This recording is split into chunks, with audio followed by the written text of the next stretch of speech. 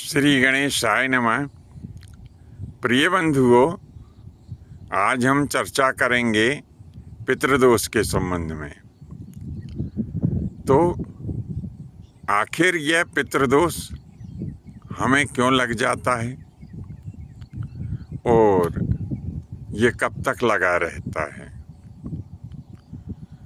तो बंधुओं, पितृदोष लगने के कई कारण हैं। जब हम माता पिता की आज्ञा की अवहेलना करते हैं,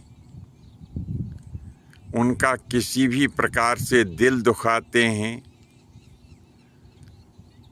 तब होता क्या है कि माता पिता तो कभी अपने संतान को बद्दुआ या श्राप इत्यादि देते नहीं हैं, लेकिन भगवान सब कुछ देखते हैं। तो माता पिता की आत्मा दुखाने के ही कारण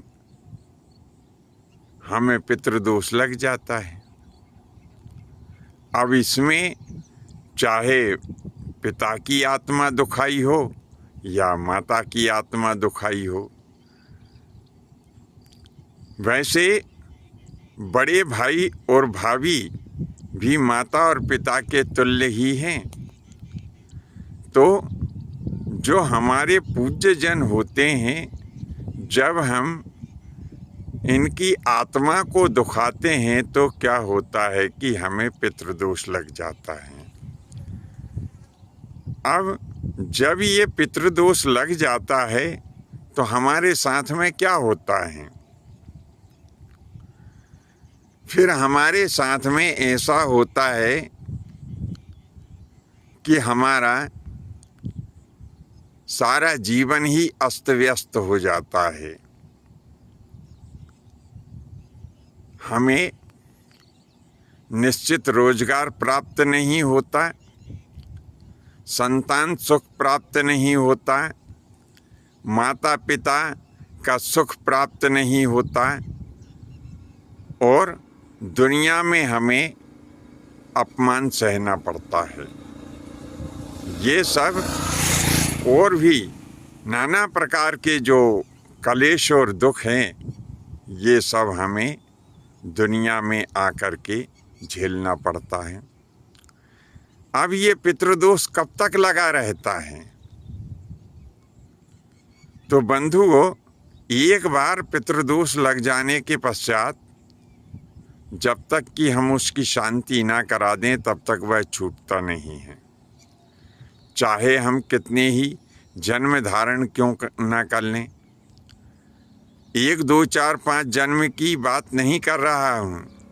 जब तक कि हम इस पितृदोष को शांत नहीं करा देंगे, तब तक यह पितृदोष हमें लगा ही रहता है।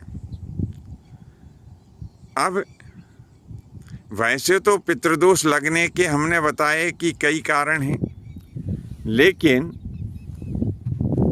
एक सबसे बड़ा कारण है जिसके कारण हमें पितृदोष लग जाता है। एक सबसे बड़ा कारण है कि बच्चे और बच्ची आजकल अपने मनपसंद के विवाह कर लेते हैं। तो मैं यहाँ पर उनकी पसंद के द्वारा किए गए विवाह का विरोध बिल्कुल नहीं कर रहा हूँ। प्रत्येक बच्चे और बच्ची को अपने पसंद का विवाह करने का हक है, लेकिन एक बात तो आप सोचिए कि जिस माँ ने आपको 9 महीने अपने उदर में धारण किया, उस माँ ने आपके लिए कौन कौन से सपने नहीं देखे होंगे। उनके मन में जरूर ये भाव रहा होगा कि एक दिन मेरा बच्चा बड़ा होगा और बड़ा हो कर के, और फिर एक दिन ऐसा भी आएगा कि इसका विवाह होगा, और उस विवाह के जो पावन पर्व होता है उस पावन पर्व के अंतर्गत मैं अपने बालक को परछूंगी। विवाह में एक विधि होती है परछने की, तो ये हर एक माँ के मन में ये भाव आता है। हर एक माँ अपने मन में ये सपना संजोए बैठी रहती है कि एक दिन मेरा बच्चा बड़ा होगा, दूल्हा बनेगा, और जब दूल्हा बनेगा तो मैं अपने इस बच्चे को परछूंगी। जब माताएं अपने बेटों को परछती हैं, जब वे दूल्हे के रूप में होते हैं, जब माताएं अपने बेटों को परछती हैं, उस समय उन्हें जो आनंद होता है वह तो एक माँ ही समझ सकती है। लेकिन जब वही बेटा बड़ा होकर के माता के इस सपने के ऊपर पानी फेर देता है, तो सोचिए कि उस माता को मन में कितनी वेदना होती होगी। इसी प्रकार से प्रत्येक माता और पिता अपनी बच्ची के संबंध में ये विचार करते हैं कि हमारे यहाँ साक्षात कन्या के रूप में और लक्ष्मी जी पधारी हैं। एक दिन ऐसा आएगा कि हम उत्साह के साथ में अपनी कन्या का जो विवाह संस्कार करेंगे उसके पैर पूजेंगे। लेकिन जब वही कन्या माता पिता को बताए बिना और किसी युवक के साथ में विवाह कर लेती है, तो आप ये विचारिए कि उन माता पिता के हृदय के ऊपर कैसा वज्रपात बैठ जाता होगा। तो अब माता पिता जब बच्चे और बच्ची इस प्रकार का कार्य कर लेते हैं, तो माता पिता होते हैं, वह अपने बच्चे बच्चियों को श्राप तो नहीं देते हैं, लेकिन उनका दिल जो दुखता है, उस दुखे हुए दिल के कारण फिर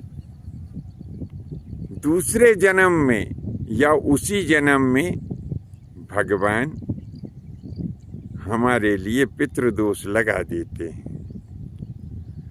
आप विचार करो उस पिता के बारे में कि जिस पिता ने भूखे रह करके और आधा पेट भोजन करके कष्ट सहन करके हमारा पालन पोषण किया, हमें बड़ा किया,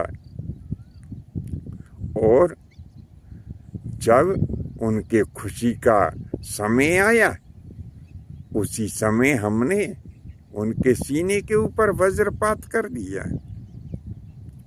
तो इन सब दोषों के कारण ही हमें पितृदोष लगता है।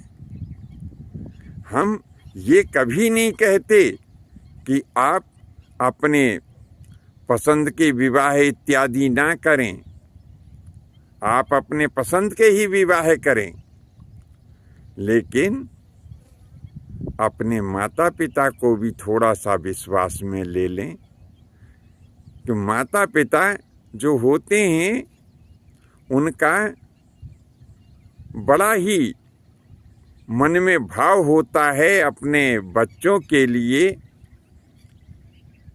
कभी भी हमें ऐसे कार्य न करना चाहिए जिससे हमारे माता और पिताओं के मन में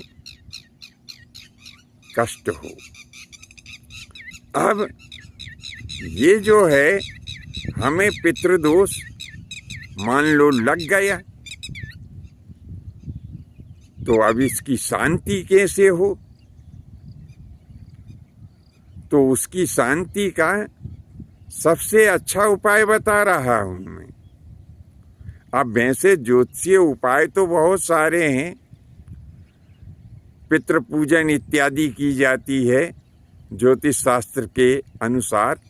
लेकिन यदि आप पितृ पूजन नहीं करा पा रहे हैं और यदि पितृ पूजन करा भी पा रहे हैं तो भी हम जो आपको अचूक उपाय बता रहे हैं उससे निश्चय ही पितृदोष शांत हो जाता है।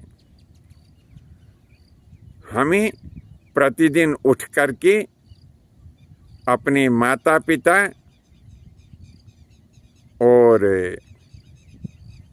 अपने जो सास ससुर होते हैं उनके चरण वंदन करना चाहिए और हम ऐसे कार्य करें जिसके कारण उनके मन में प्रसन्नता हो।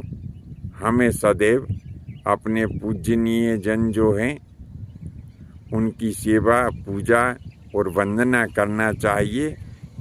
ऐसे कार्य करने से निश्चय ही पितृदोष शांत हो जाता है। बंधुओं, विषय वस्तु यदि आपको अच्छी लगी हो तो नीचे कमेंट्स बॉक्स में लिखें। धन्यवाद। जय माता की, जय परशुराम जी की।